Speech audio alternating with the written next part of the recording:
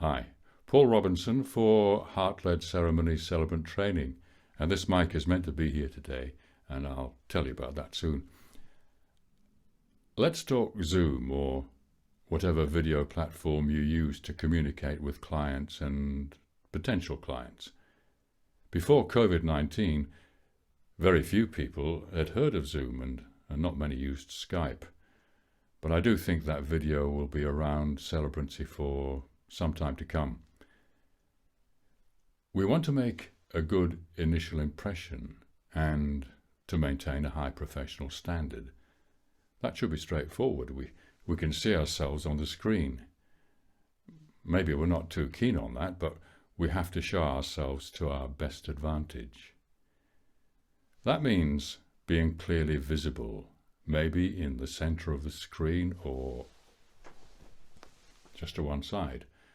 Not right down the bottom looking like you're impersonating Wilfred from the Bash Street Kids, or even worse, down the bottom and right to one side, or even worse, if that's English, down the bottom, right in the corner and about 2 yards further back. Right, here we are, in a good position. So what's behind you? You want your client to focus on you, not a cluttered room or a bookshelf with 150 books on it, and your client thinking, ooh, I've got that one, and well, that one's a bit rude.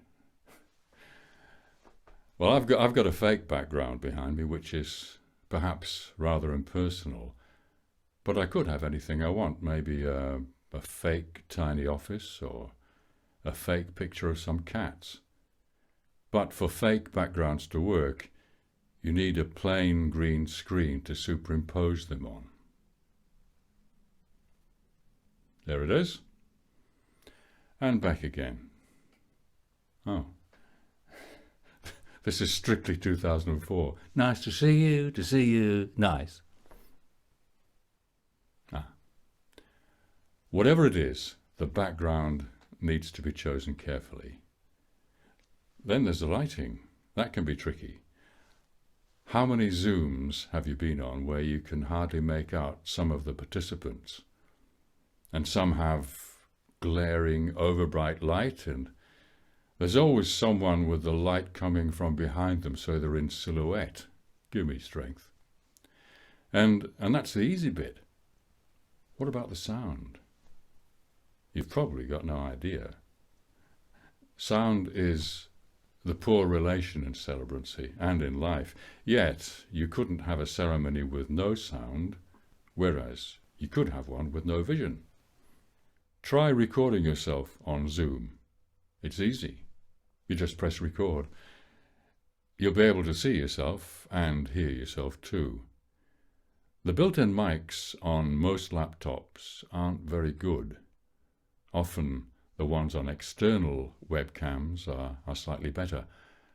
I'm using a fairly high quality condenser mic, but it doesn't matter how good a mic is if the acoustics in the room are hard or harsh and the speaker's a long way from the mic.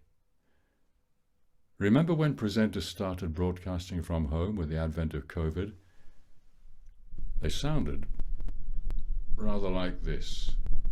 They were too far away from their mic, and they were probably in an echoey room with few furnishings to stop the sound reverberating. Nobody checked to see how they sounded.